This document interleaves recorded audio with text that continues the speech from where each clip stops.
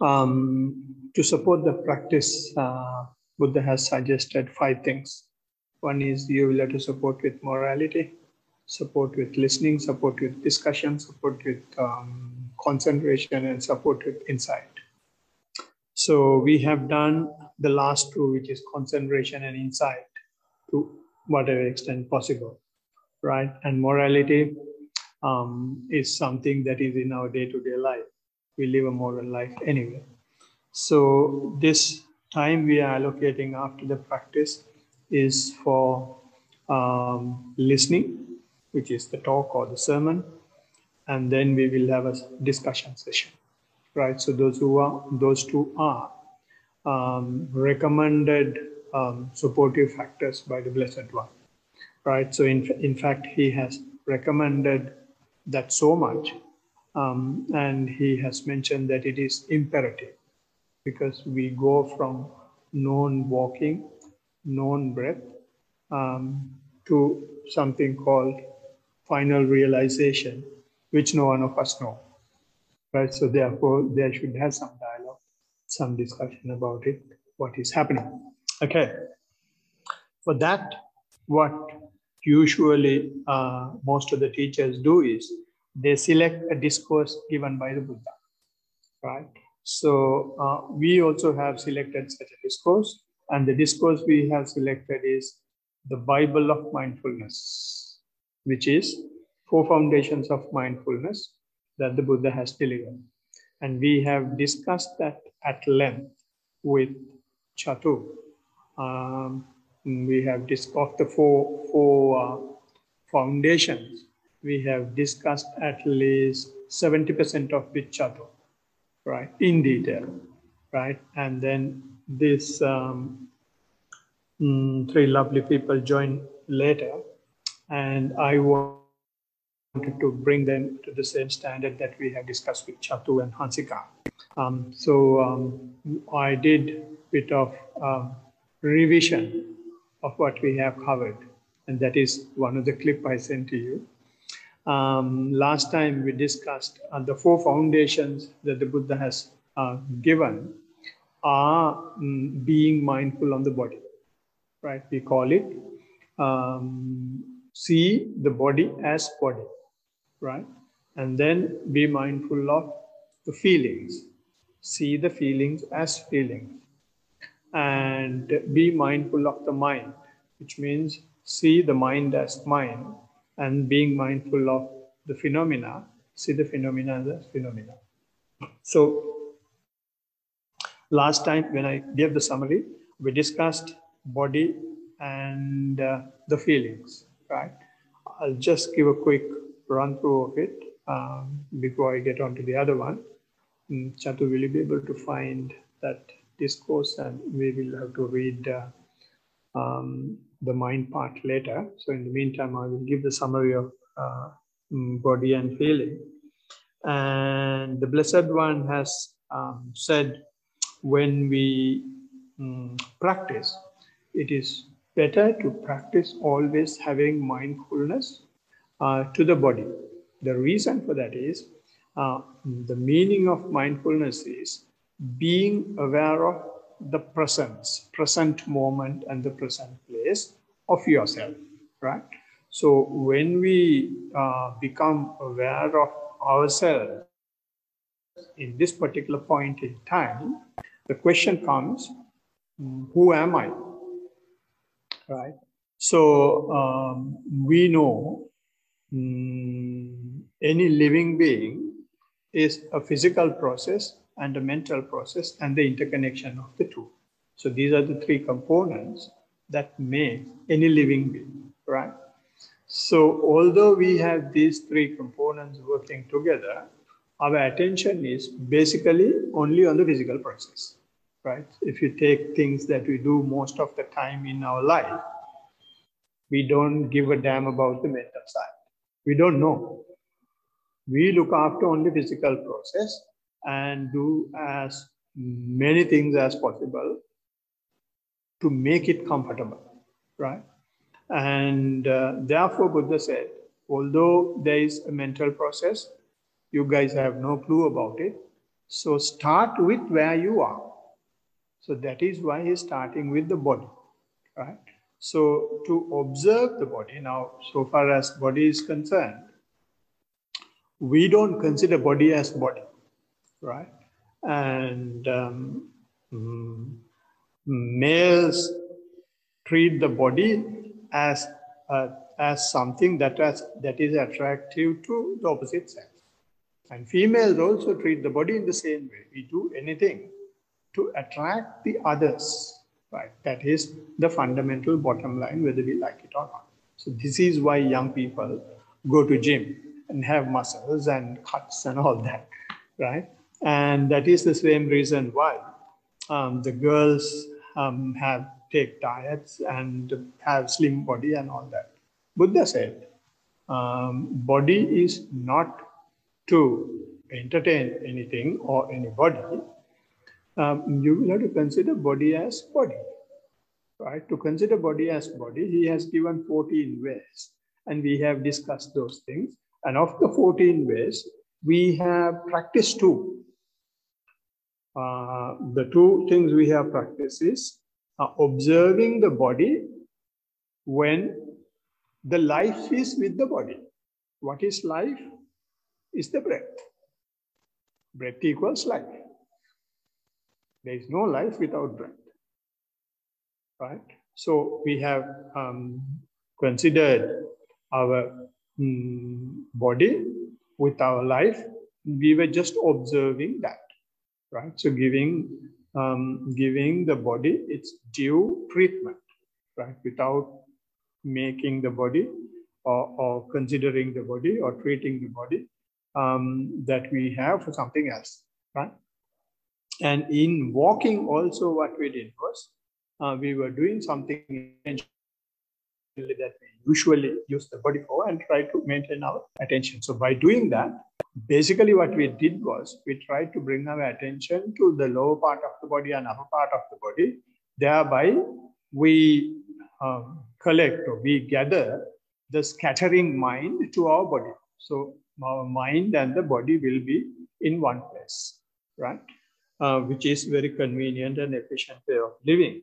Otherwise, our mind will be wandering all over the universe, and only the body is here, right? So that is a difficult way to live, right? Okay. And when you bring the mind to the body, what happens is this body is made of fundamental elements that we find in physics, which is earth, water, air, and heat element, right? So when the mind is with the body, you may start seeing those things. So this is why we can't sit in one posture.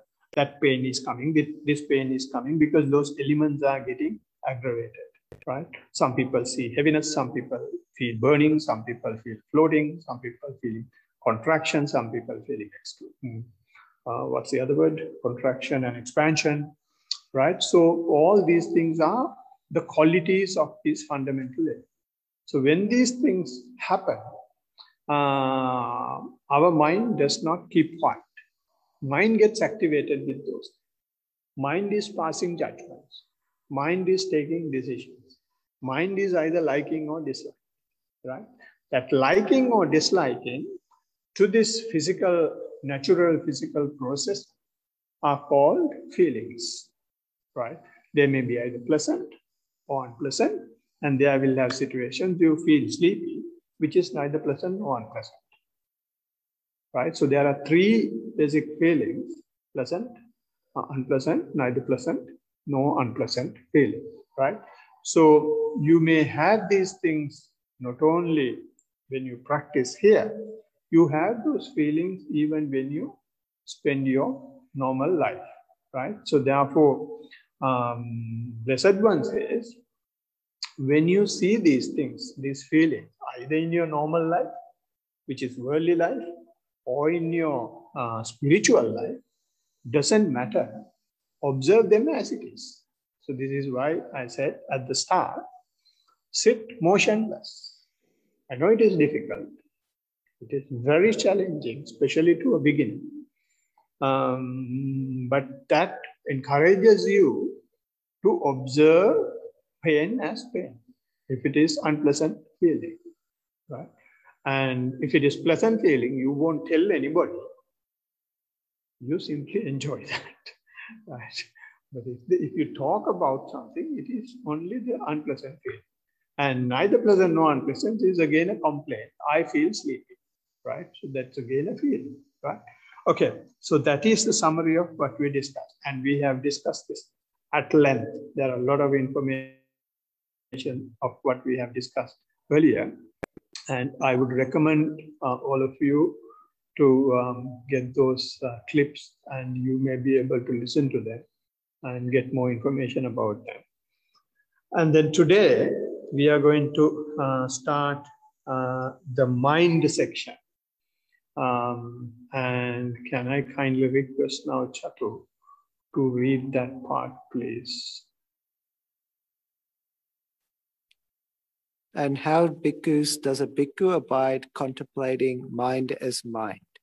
Here a bhikkhu understands mind affected by lust as mind affected by lust, and mind unaffected by lust as mind unaffected by lust.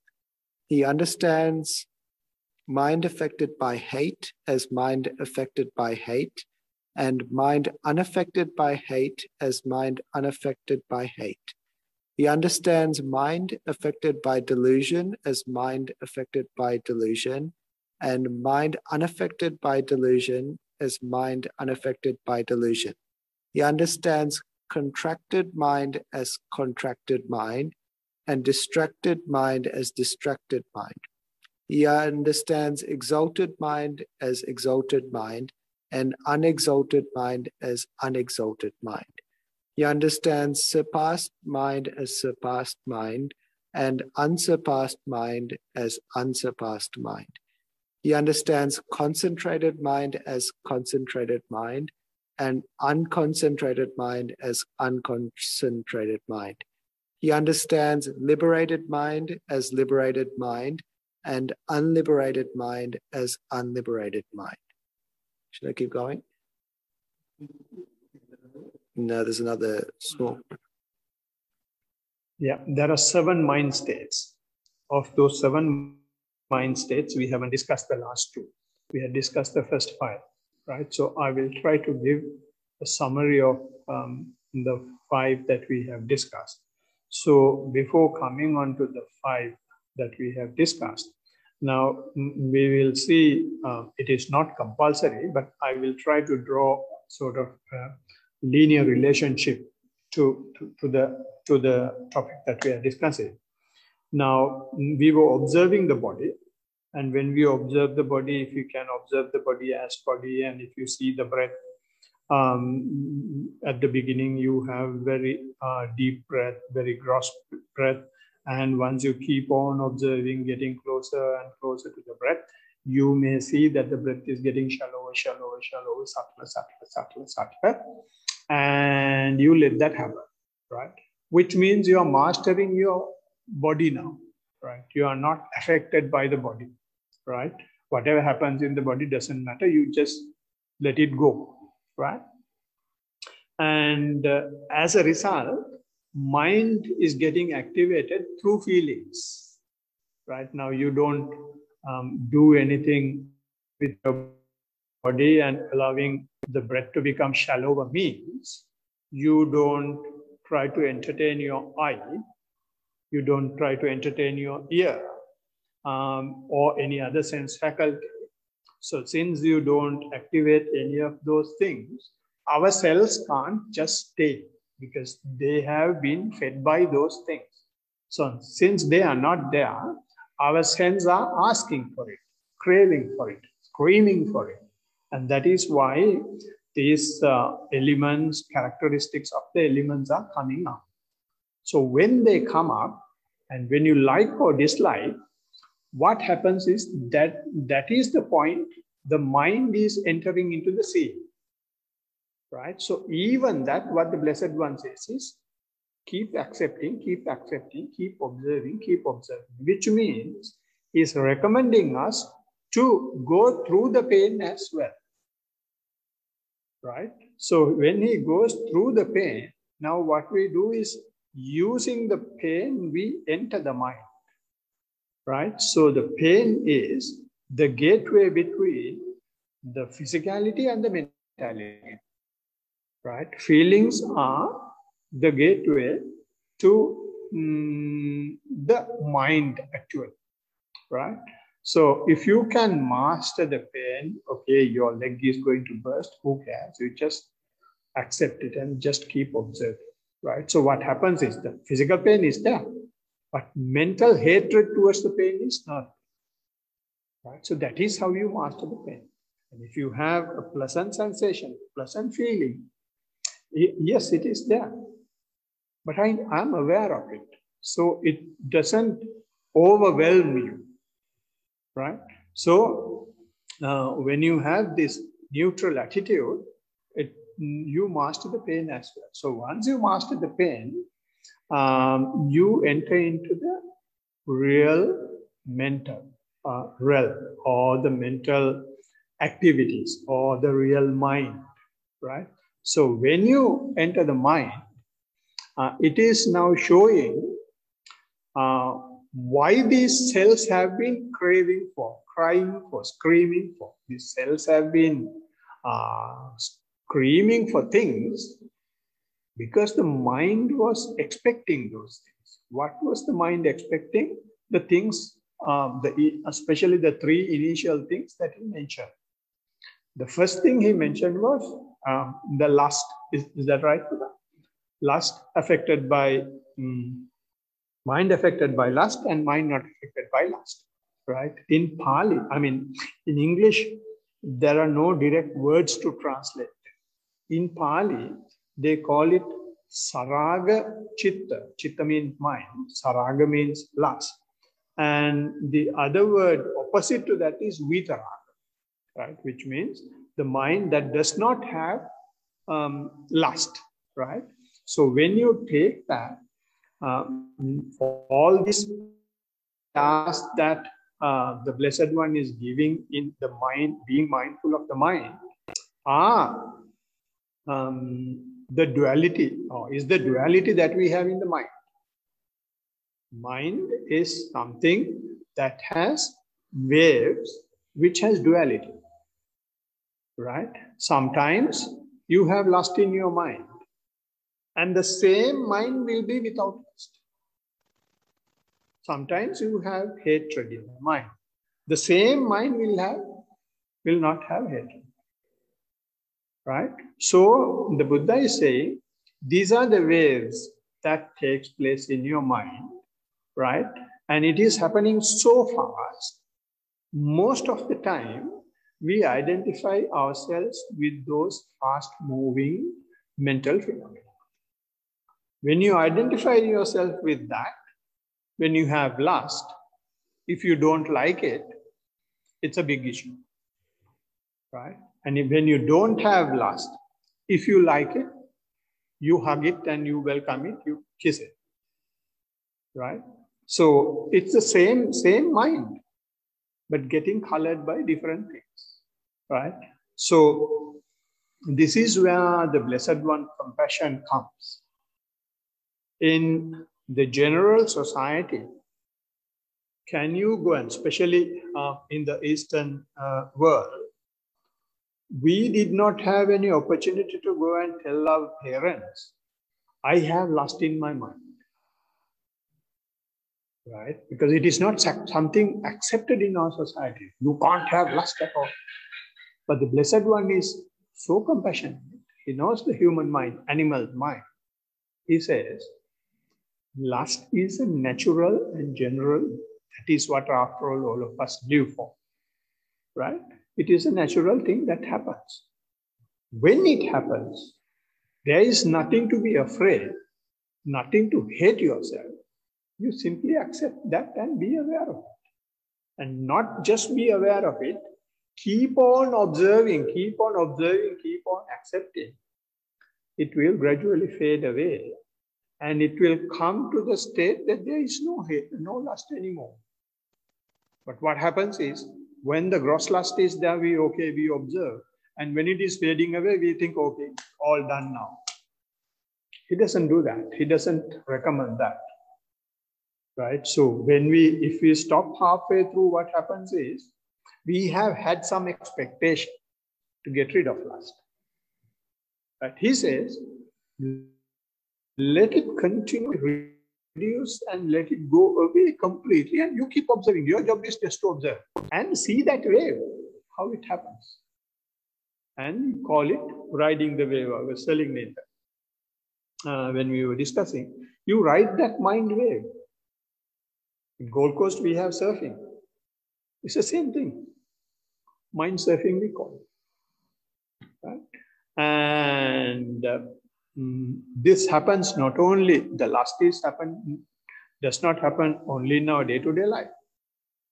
When you practice, especially during Buddha's time, before the Buddha, there have been ascetics who have been practicing so well, and their lust has been with the practice and the experience.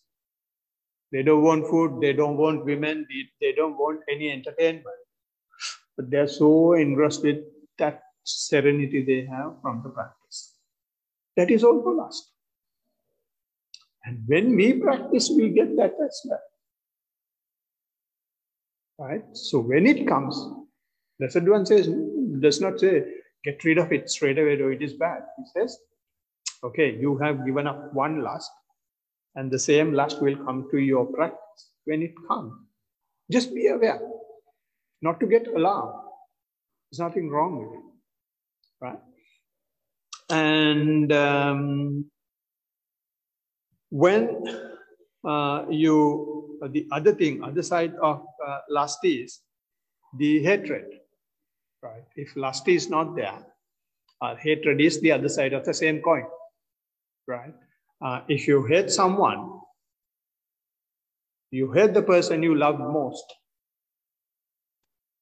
You don't hate the next door neighbor. I don't have anything to do with him or her. But I may hate maybe my wife or children or friends, because they are so close to me and I have been loving them so much. Why do they do this to me? Right? Hatred comes that way. So that is why the hatred is the other side of lust. So it's the same, the other side of the same coin, right? And when even hatred as lust may come to the object, your practice. Your practice is going so smoothly, and the monks are blowing when we are practicing, right? So you may have some agitation, right? So especially when Chatu comes here to practice on Tuesdays and Thursdays at 5 o'clock, and that is the time start working, I blow all over it. And I give them additional objects to work. I did that for Nathan as well, once in the morning. So when our practice is affected by those things, hatred will develop. And developing hatred is normal, natural. And he doesn't say, oh, if you develop hatred when you practice, I should slap you and get out of my practice. No. He says, it will come. Go prepared. Now you have gone through the body. You have gone through the feelings. Now the mental, mental things that are in the mind are coming up. Contents in the mind are coming up. When they come up, just observe, just accept, right? It is not been activated yet. It has not gone into physical layer. It has not gone into verbal layer. It's still in your mind. When it is in the mind, since your attention is sharp, you have the ability to observe without reaction. You have trained non-reaction mentality with the body, a trained non-reaction mentality with the feelings. Now you have even a subtler and faster moving object like mind, you can be non-reaction, you can be neutral even for that by observing, right? And he said, even that this mainly happens for hatred or when you have angry mind, you observe it. And when it is slightly fading away, we think, okay, we are all done and all finished, right? It has happened to me at least thrice. And I thought, okay, now my anger is completely gone. And I was acting like a big man. I don't get angry and telling people and all that. One day in a big gathering, big meeting, all of a sudden, for some argument, I just burst out like anything. And everyone opened their mouth. And after the argument and after my shouting, everyone started laughing. Are you the person meditating? I mean, we tend to overestimate things, right? So it may happen anytime. And why these things are happening is not to put us, I mean, it's happening to put us down. But being practitioners, we should be ready. Being practitioners, we should not overestimate. These things will come up anytime. So if they come up, just accept. And after that, I thought, okay, I was more cautious, and then I was controlling well, more mindful and controlling well. And once again, I overestimated. Once again, I lost. Now, every time I'm telling, any point in time, I might get worked out. Right? So when it is coming up, I feel, I'm not in a good mood today. So I tell everybody, I'm not in a good mood, be careful. Right? And similarly, when lust is taking place, lust is going in the mind, just be open about it to yourself and be ready, right? And if these two are not there, which two? Mind affected by lust and mind not affected by lust. Mind affected by hatred, mind not affected by hatred. If those two are not there, lullaby, just sleep, right? Because when we live, either we will have hatred or lust, right? If those two are not there, eyes will naturally close. And that is why some of you, when you practice, you feel sleepy. Sometimes you feel you don't know what's happening, but you are completely lost. That is because the lust has gone and the hatred has gone. Nothing is there, right? So that state is called illusion. That unknown state of the mind is the foundation to build hatred, is the foundation to build lust, right? So, Blessed One call is the name the Blessed One has given is the delusion, right? What he says is, you will have to wake up to delusion. You will have to wake up to the sleepiness. You will have to wake up to the unknown. This is an area which you have never touched. We have been touching only hatred and lust, hatred and lust, hatred and lust.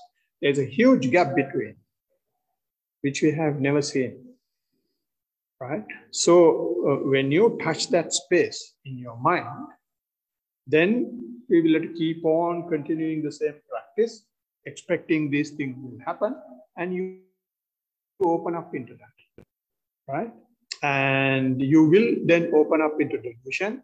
And it says mind affected by delusion and mind not affected by delusion. If you wake up into that, mind not affected by delusion, right? So those are the three fundamental roots of defilements in our mind. Greed, hatred, and delusion. Right. So from the practice, if we become mindful for those things, you are then entering into the spiritual path. Right? And then what's the next one? Is it exalted mind?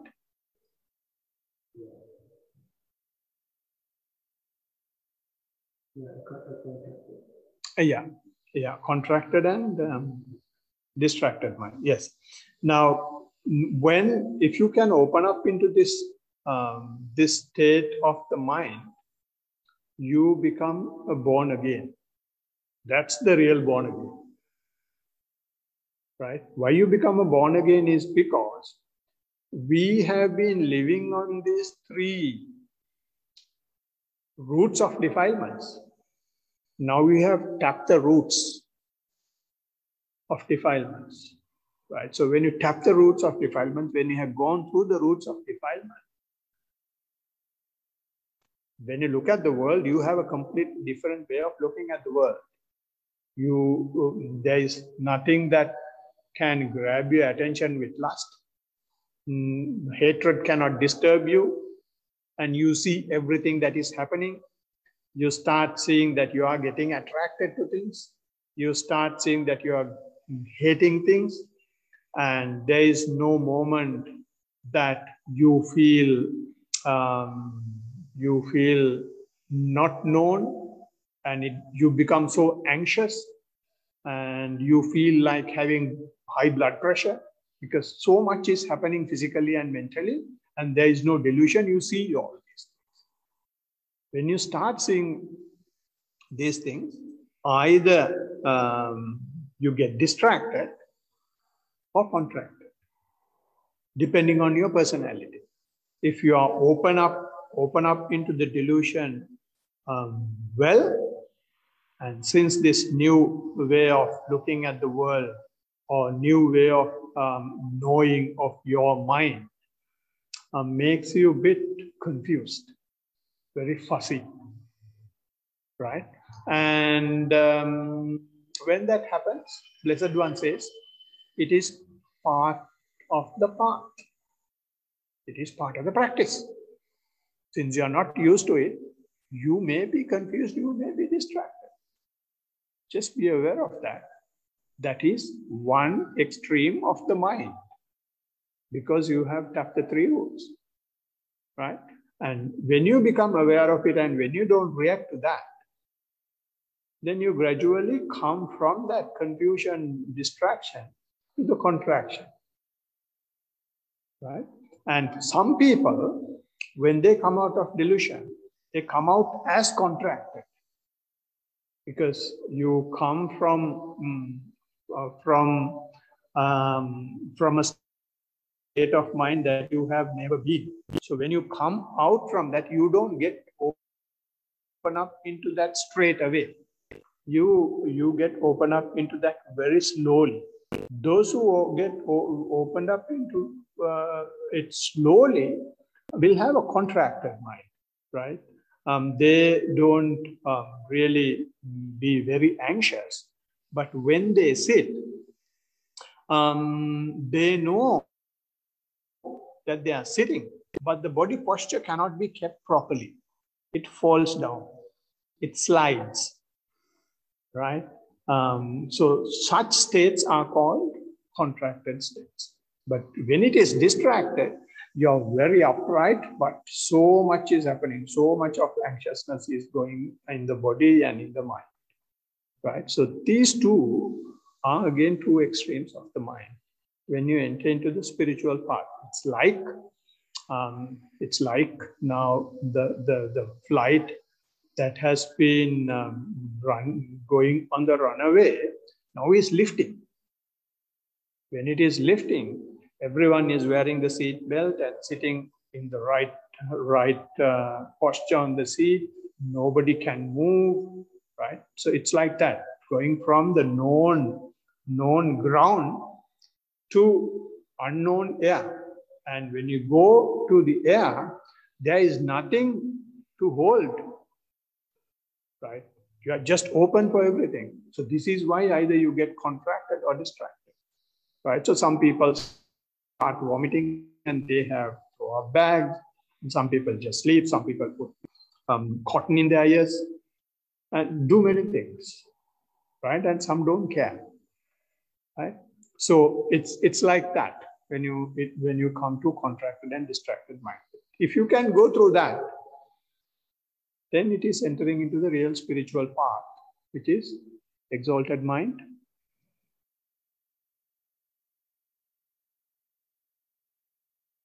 and a mind affected by, yeah, exalted and unexalted. Exalted mind means the mind that is now touching the real spirituality, right? Mind touching the real spirituality means you are not affected by the sensual world, right? Sensual world cannot attract you, and even the hindrances. Hindrances means the sense desire, ill will, sloth and torpor, and restlessness and worry, and skeptical doubts. Those also won't bother you, right? When the breath is happening, as it happens, your mind is with the breath. Maybe in breath or out breath. Each and every in breath, you just observe from its beginning to the end. And if there is any gap between, you even see that. And even out breath, you see the same way. And it becomes shallower, doesn't matter, you still keep your attention to that. And completely disappears, your mind is completely with the body. When the breath is no longer there, mind is with the body and whatever happening is in the body. So what it simply says is, your attention is now with yourself, right? And not only the attention is with yourself, when the attention is with yourself, you clearly are aware and you can tell details of that to somebody else. This is why I encourage, when you practice, to get to gather as much information as possible. Gathering information means you know what happens to you, right? So you can clearly give evidence. If you go to the court, if the teacher asks questions, then you know, this is how I know that this is happening, right? It is not something that you have read in a book or listened to a talk. It is your own experience, right? So, and also it gives it shows a gradual progress if you can provide information of those things, right? So when your mind is with the object, and when you allow whatever is happening to happen, and when you can see that, and when you can very clearly reflect upon it and tell it to somebody, then you're on the spiritual path. And it goes to the extent that you not only observe your body, it will come to a state you keep on observing the body and you become so much happier with what is happening in the body, and you feel like you are so much pumped up. You may feel like you're floating, right? And many things may happen, and still whatever happens, you just become aware of it. And in this process, you will identify certain factors that you should drop on the way. Say, for example, when you bring your attention initially to your breath, since to bring the attention, what you will do is, we have discussed, we will label. When the breath is happening, we will say in breath, in breath, in breath. Out breath is happening, we will say out breath, out breath, out breath, right? So once your mind is with the in breath and out breath, labeling becomes a trouble. So you learn the skill, I no longer want labeling, I just be with it, right? And when like that, when you keep on progressing, there will have certain elements that you consider as troublesome, right? You learn the art of dropping them as, right? So when you keep on dropping, and you come to a stage that you will be able to maintain your awareness even without breath at all. You may not observe any breath, but you simply sit and you are aware that you are there. Right? And from there on, there are many stages that you will go on to. And I have explained all that in the detailed talk that I have given on exalted mind. And the funny thing is, Blessed One says, that is not permanent. You can't register a deed for it. You can't claim ownership for it. That becomes unexalted. That is the nature of the mind. When that happens, if you can have the same music and same dance that you are having when you had the exalted mind, then you are my disciple. So he says, no matter whether it's exalted mind or whether you have completely scattered and nothing is there, nothing is going properly, are you still able to stay smiling? Just be aware of it. Not easy, because our mind is always trying to hold something and grab something and love it, right? But Blessed One says, now you have gone through these things. Your skills are improving, even for the exalted mind. You do the same thing. Once Venerable Ananda, who is the chief attendant of the Blessed One, he's the one who is going and preaching nuns, right? And once he went to see the nuns have said, oh, our 4 foundations of mindfulness practice is going superb these days. And then Venerable Ananda has come and reported that to the Blessed One.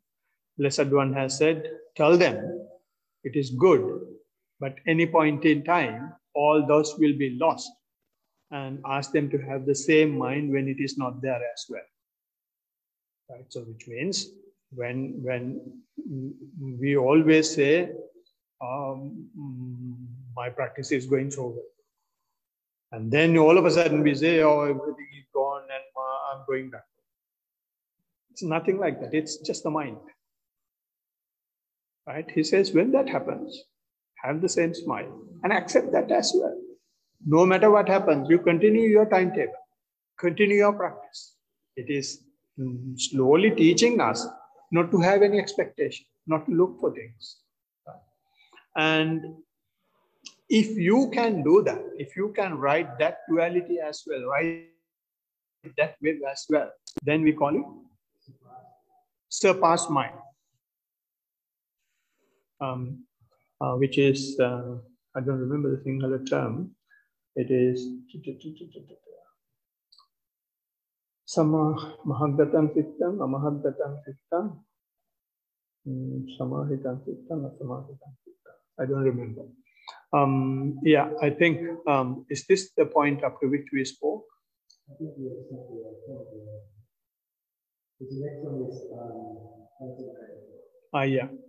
Yeah.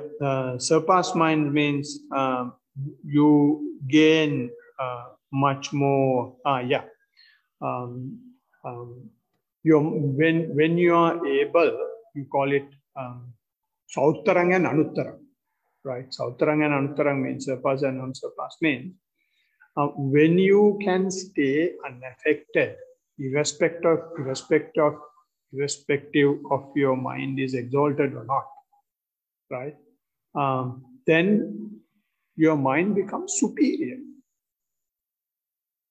Your mind becomes superior. Now you have mentally, you have given up sensuality, right? Now you have come to spirituality, and even that is getting lost. You are not worried about that either. When you are not worried about that, your mind becomes, the Blessed One says, Anuttarang. Anuttarang means supreme, superior, right? Unaffected by anything, right? And the funny thing is, again, it may start getting affected by things once again, right? That superiority will be lost, right? When you lose the superiority, now you know how to ride the wave, you ride that wave as well. Even there may have expectations. You may think that is probably what had happened to me when I was thinking all my hatred has gone, my anger has gone. I had overestimated. But those things will come up. All those superiorities will go out the window, right? So when it goes out the window, you know, this is my gauge. I'll have to practice more. And it is not happening overnight. Only thing you can do is keep on practicing, keep on maintaining the timetable. It will get sharper and sharper, sharper and sharper. So even that superior mind will become inferior. Only thing now you know is have a smile and keep observing. To become a quieter person mentally, right? And as a result, verbally and physically also become a quiet person. People may start saying antisocial. It's a badge. It's a compliment, right? Outsiders may not see that it is that they may definitely say something is wrong with you, right? They are correct. So far as they are concerned, something is wrong. So far as we are concerned, there is something wrong in them, right? So it's where we live in, right? So this is the summary of what we have discussed so far, and I have given a lot of information for those things in the detailed talks. So again, I request you to listen to those things, and those things are available in our YouTube channel called Samahita Australia, English channel, English talks. And so that is the end of our listening supportive factor. Hope I have done some justice to what have been discussed in detail, and we will be able to now continue detailed talks for the other things that are coming up. Since we are now going to do it on a weekly basis, we may be able to pick up things faster. Right. And these things I'm summarizing most of the time whenever I do a talk, so that we have the link of what we have been discussing. So I can now open up for any questions, comments, or complaints that you may have.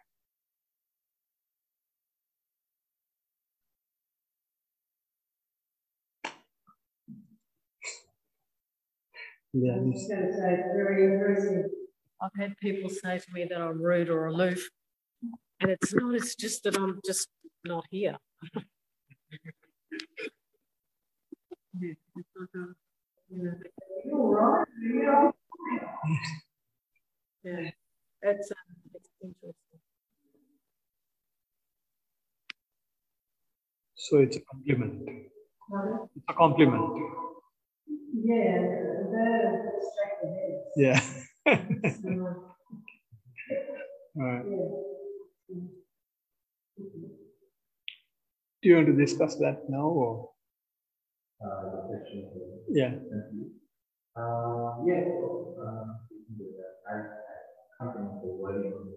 Yeah, even I just had a glance and I don't remember that I. Yeah.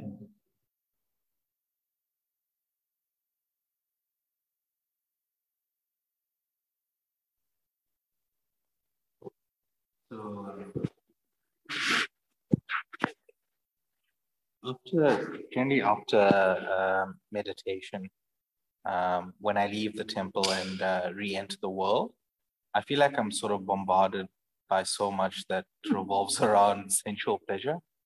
How do I maintain sort of my own sense of purity and detachment from it?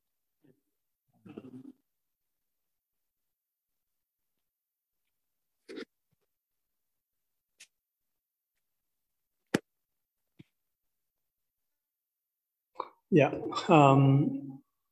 This is happening because of increased sensitivity, right?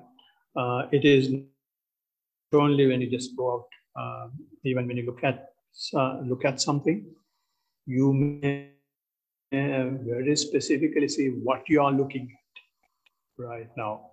To be very honest, we usually look at the opposite sex. right? It's a natural thing. And there was a time I observed when I look at a woman, I know exactly where I'm looking at. That is because heightened sensitivity, right? And I'm just took that example since it is relevant to everybody, and it is happening for anything. It is happening for anything. You see the details of things. So this is why we get closer to our object and observe details so that our sensitivity can be increased. And when you eat, you may feel taste that you have never tasted before. It's the same rice and curry, but you feel it differently, right? And maybe you are listening to music, right? It's the same song that you have listened 1,000 times, but now you hear different beats, right? Different instruments in subtle way. So that is because your sensitivity is high. And the word used is bombarded, which means that is becoming a trouble now. Being mindfulness is becoming a trouble. There was a time I was thinking, for what reason I started being mindful? Because since our sensitivity is high, so much of information are coming from our senses, right? So it's like, 1,000 beehives around us, right? So and now, no way, just let anything happen. We are learning to go on the wrong direction on one way lane, right? So in highways you have seen, go back wrong way. We don't go back. We go on the direction the traffic is coming, but without an accident. So the traffic is coming now our way. Just go through them without any accident. It is very important to do that, to be aware that it is happening. Since you know that traffic is coming your way, you have the skill mastery. Now, just to avoid them and go. All right, observed. And then those things will be there. World will never stop just because we meditate or just because we are mindful. World is the same usual stupid world, right? So we are learning to be different, right? And therefore, you can use the same skill that we have to observe and go, be neutral, and then you are not troubling, then they won't trouble us. In fact, not that they won't trouble us, we won't trouble them. That's what is happening. We trouble the trouble. and we develop the mentality of not troubling them, and we don't identify ourselves with them. I suppose this might be a bit related to it, so I guess if you've answered it already, just let me know. Today, when I was at home, I listened to music, and I noticed that so much of it was revolved around some sort of passion or romance in a sensationalized form. And I'm becoming more sensitive to how much life for most is dictated by satisfying an interminable appetite or lust for things. If my happiness no longer comes from the enjoyment of things I once had used, where will it come from and what will it look like?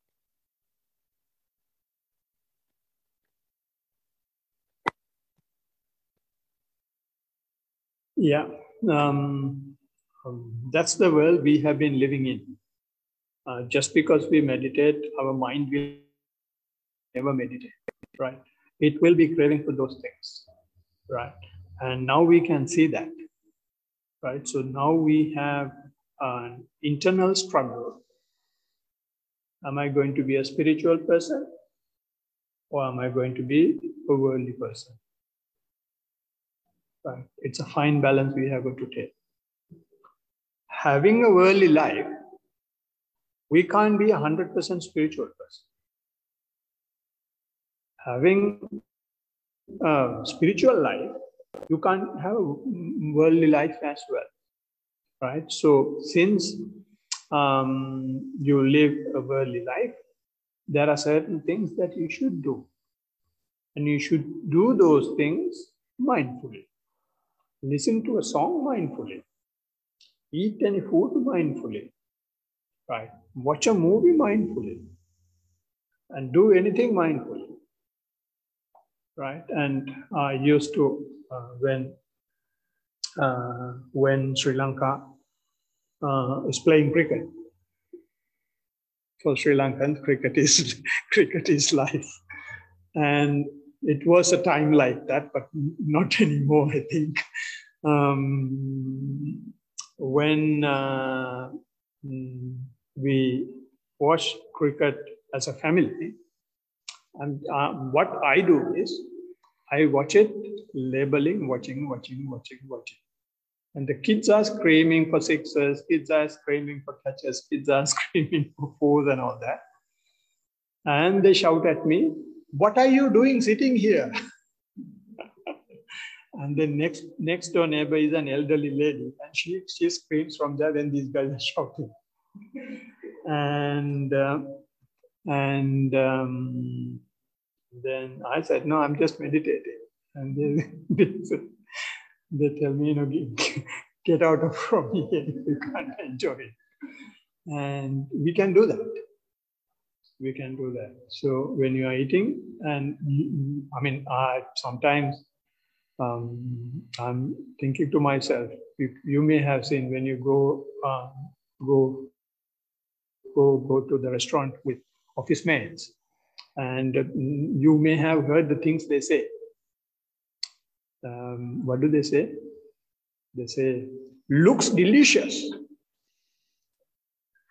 Right? It is.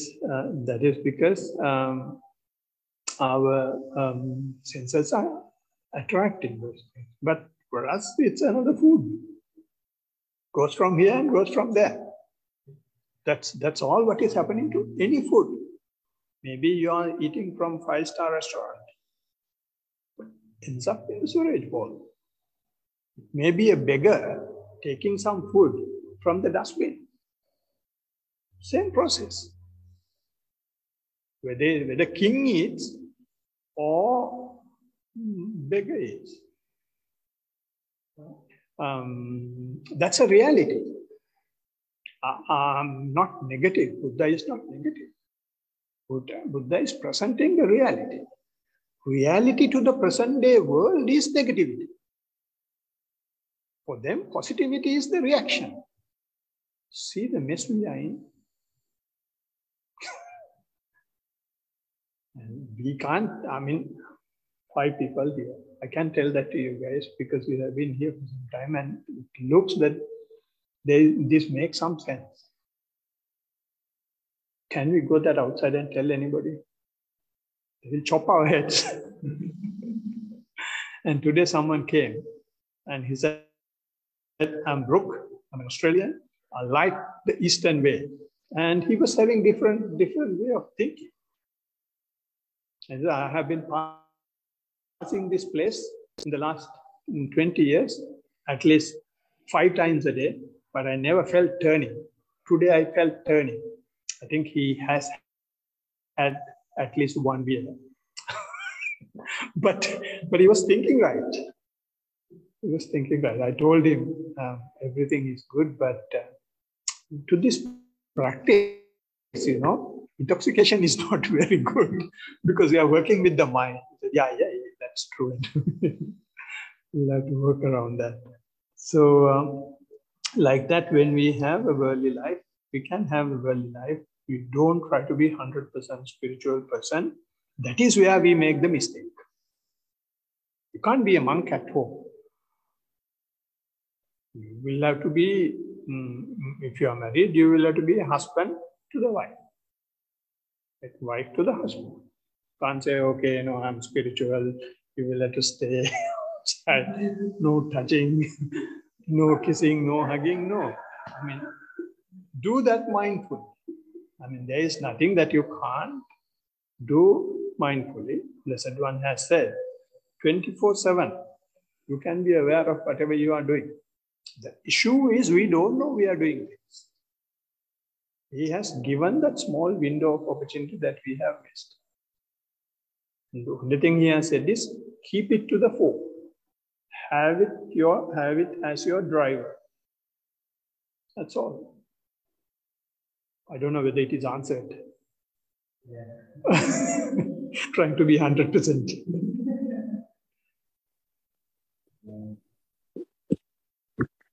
I think for this one, it's probably related also. It's just since beginning my practice, so much of my life has been brought into question. What I once thought was my purpose in leading a successful life now no longer seems appropriate. How do I take that in and kind of redirect my path towards living a purposeful life that is no longer kind of centered on those things of greed and lust and hatred and envy? Yeah, we can't live without greed, lust, and hatred. Even to practice, we should be greedy about the practice. Right? And Leanne can spend a week without walking around the garden. Right? So greed is part of our living. Right? And we should know our boundaries. When we are greedy, we have no boundaries. Right? There should have a bit of hatred. Without hatred, we can't live. Right? Because this physical biochemical process has been built up on those things. Right? Now, my teacher used to say, when the bee is making honey, we think it's taking honey only from all the flowers. It's mixing little bit of defecation and little bit of urine as well. Then only the real taste comes. So like that, even for our life, these things are necessary. You can't shut your eyes, you can't shut your ears, you can't shut your sense faculties. The Blessed One is not asking us to do that. What is asking us to do is have some control, management, monitoring system for it. We don't have any monitoring system. We don't have any surveillance. They act the way they want and we don't know. And at the end of the week, hold our heart and just say, it's so tired, so tired. But if you have monitoring, if you have surveillance, no thieves can enter and attack us. Right? So when you live life in that manner, my experience is you can live the life to the fullest. You can have perfect family life, and absolutely no issues, no trouble, right? And when you have a spiritual life, it is not necessary at all to put this on. I did that because I was stupid. There are a lot of people. There are a lot of people who have been practicing for longer than me, but they just keep having family life, and they still keep practicing. Right? In no way I undermine this, underestimate it, and it has big value, and it takes us to the next level. But you can go a long way in the spiritual path without this. It is very much possible. And I told you in the morning the story of Visakha. Visakha was a woman, chief benefactress of the Blessed One. She attained the first stage of enlightenment when she was 7 years. And after that, she got married, had 20 kids, and 200 grandchildren. And such a perfect family life. And she married to a non-follower, non-believer. And then her way of living made that entire clan follow Buddha, not just the husband. The entire clan became the followers of the Buddha. So we should not shout to give a sermon. Our way of living becomes a silent sermon to the world. Right? So therefore, now all these questions are because now when we progress on the path, we are not giving any significance to our self-identification. Right? Now this stupid mind is trying to give the self-identification now through the practice. And that is why Buddha said, unless you discuss your practice, it's very hard. He said, it is 100% in the discussion. This is why he said discussion is one of the important aspect of the practice. That is Nathan done. Yeah. Just give me a second. Which I was from about 7, but basically, pardon? He said to repeat. To repeat it, okay. When I started my spiritual journey, which I think was when I was about 7, I think when my mother and father split up. And it's interesting because you can walk away from it, but it'll always pull you back. Once you start, and I think this is what Nathan was talking about, things start to change and you go, oh my God, what is this? And then it just becomes more and more. And you can walk away, but it will pull you back. It's very strong. It's strong in a good way. But don't fight it. Just let it be. Yeah, this is the same thing that happened to, and that's why it happens is because when those things are happening, our mind is not going anywhere.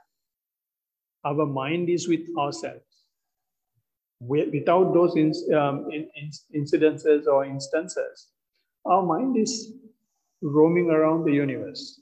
But when something like that happens, everything stops and mind comes to you. When the mind comes to you, it is so strong, the strong energy. The mind means the energy. So when that energy is there, if you can keep observing, you have the opportunity to enlighten. That is what happened to Eckhart Tolle. You may have read that book, Power of Now, is it? Power of Now. In the first chapter itself, he says what happened. And after that only he has searched what happened. Then he found a lot of things in Buddhism, but he has not completely, I was following him for some time, but there are points that he contradicts in Buddhism. He has not been really got hold of certain things that the Buddha has mentioned about the practice. Yeah. The essence of it comes from the heart. If everything comes from the heart with love for anything, is that not the basis, or is that sort of defining it too literally?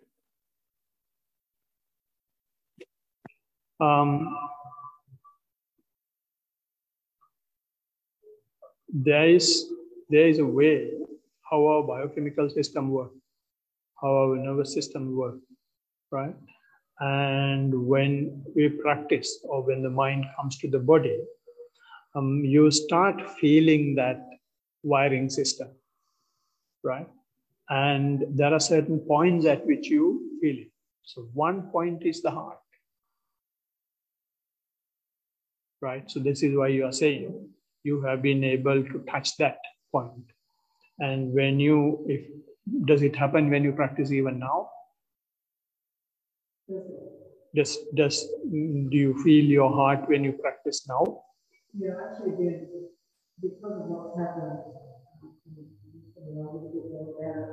I did a And I didn't open eye. I didn't feel. I just was giving gratitude as I was working. I just thank you. It's been such a good week. Yeah, I mean, and it tested my myself too. Right. Which was good. Yeah. Yeah. Very. Yeah. You think everything's got the challenges, and you go, oh my God, hang on. Yeah. So it's been a really very tiring and very insightful for me, looking inside me. Do those things. Our practice, usual practice, is not giving gratitude, but there's nothing harm in doing it. When you do that, the important point that you will have to have is you may start feeling, as you said, you may start feeling that in your body.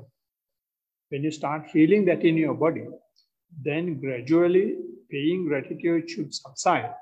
You should bring your attention to the body. Gratitude is something that you are generating, intentionally doing. But what you feel in the body is not intentional. It is an energization that starts. That is the nature now bringing out. Right? So that is having a big message. So when you feel that next time, you bring your attention there slowly and keep observing it as closely as possible.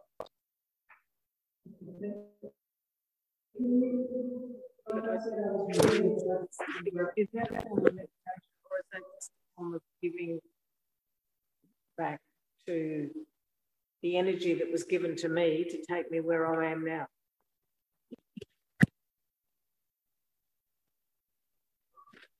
It's a good question. When Blessed One gave this sermon of 4 foundations of mindfulness, he gave to a group of people who have been doing different types of meditation.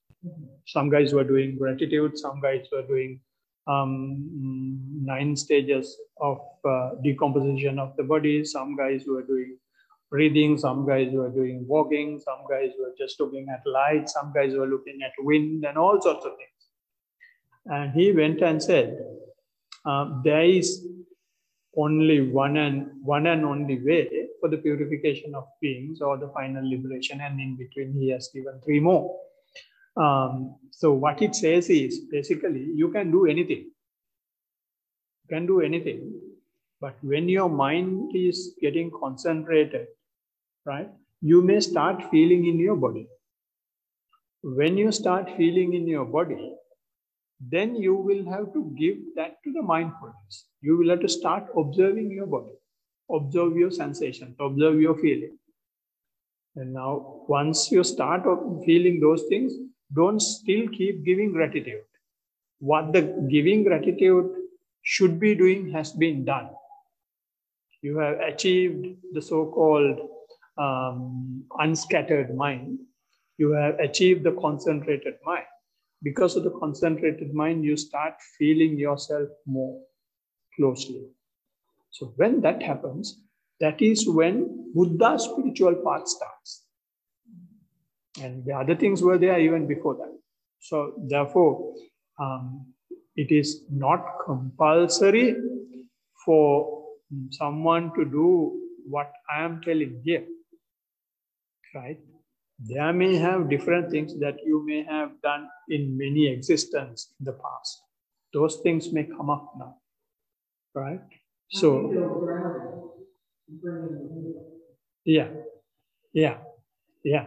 So those things may be at work, right? So, but when we teach a group, we don't give different techniques to different people, right? By following the instructions that the Blessed One has given, if there is anything that will come out. So I can see people are coming out at different levels and different layers. So that's all what is necessary. So keep doing whatever you are comfortable with. But keep that in mind when it comes to this point. Then after that, it's body and the feeling.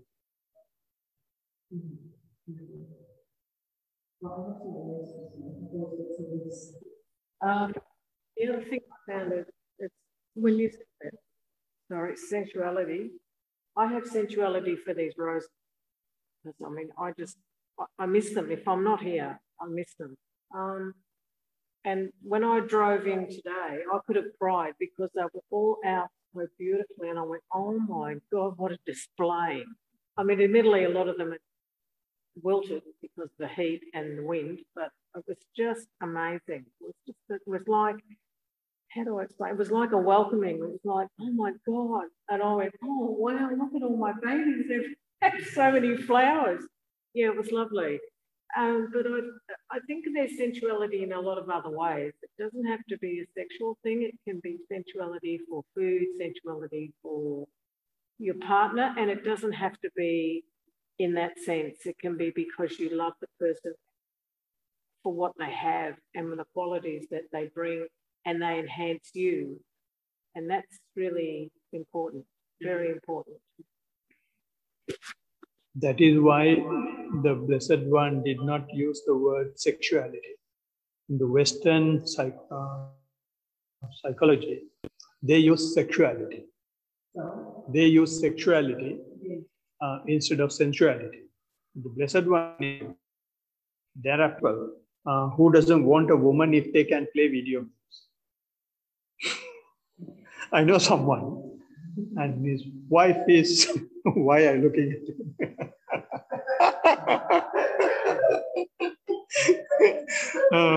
No, seriously, I know someone. That woman is crying. He keeps playing day and night. Very good player, and therefore it's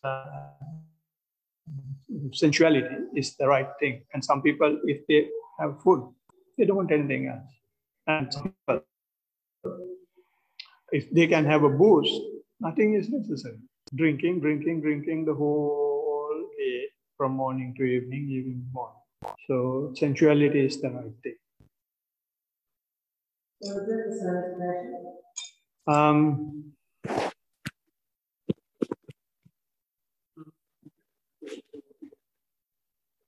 Is that the same as passion? So there's, I mean, I've always taught people that have come to see me when I've done my work, you've got to have a passion. You've got to have something in your life that's going to, and that's why meditation or some form of something, you've got to grasp at something, but you can't use it as a crux. It has to be something that comes, I believe, naturally. Once you do get it, you can't force it, and just let it flow, and it happens. And it's strong sensual attachment. For Blessed Ones, sensuality, he says, is necessary to fulfill our daily wants. If it goes beyond wants and if it becomes a need, then it is a bit too much. Right? But the question is whether we can have a control. We don't have a control, right? So what we can do is when we become so passionate about something, we can still be aware of it instead of hating it. That is the teaching. He says, identify your mistakes. Identification of the mistakes is the answer. That is what even Einstein has said. Don't answer the question. Understand the question. If you understand the maths problem, that itself is the answer. But what now we do is, before understanding, we want to find a cure. We want to find the solution. We don't give sufficient time to understand the problem. You say something? Does it have to be a solution? Does there necessarily have to be a solution? Because I find that's really hard. if you just accept things as they are, and I mean, I've always been a person trying to find solutions because that's been part of my work.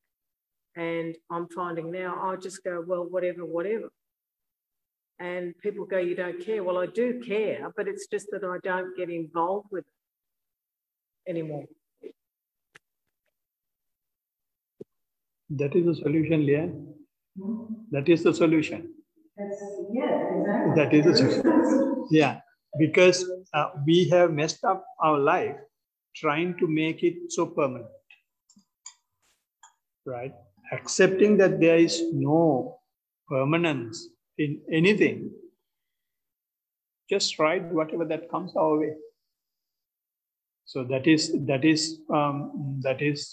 the fundamental teaching of the Buddha. Everything is impermanent. So when you, by practicing what we try to accept is that impermanence, you're already there. Impermanence, now people try to understand impermanence by reading books.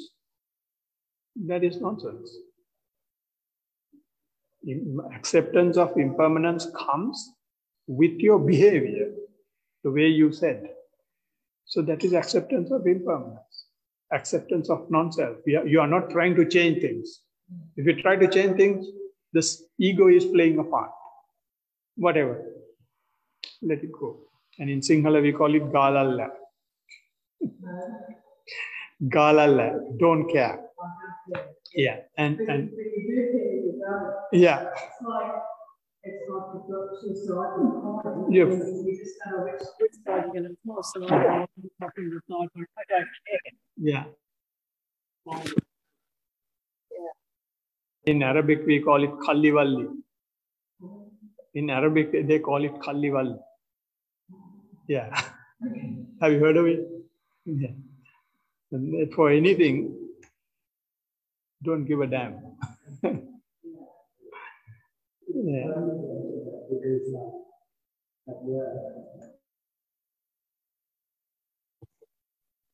work, my work colleague, he gets basically work that I do. So if I have a hold up from my end, he's under pressure.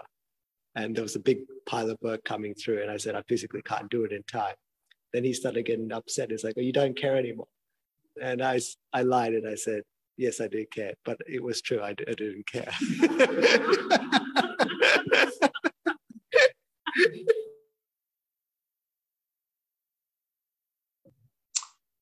All right. Do you have anything to say, Sanjay? I also have the same word.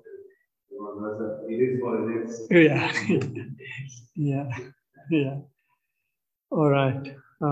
So I think we have spent. Yeah, it's 9:30 now. So to conclude, we can pass the positive energies we have gathered to who want to rejoice them. And to do that, we will chant the usual stanzas.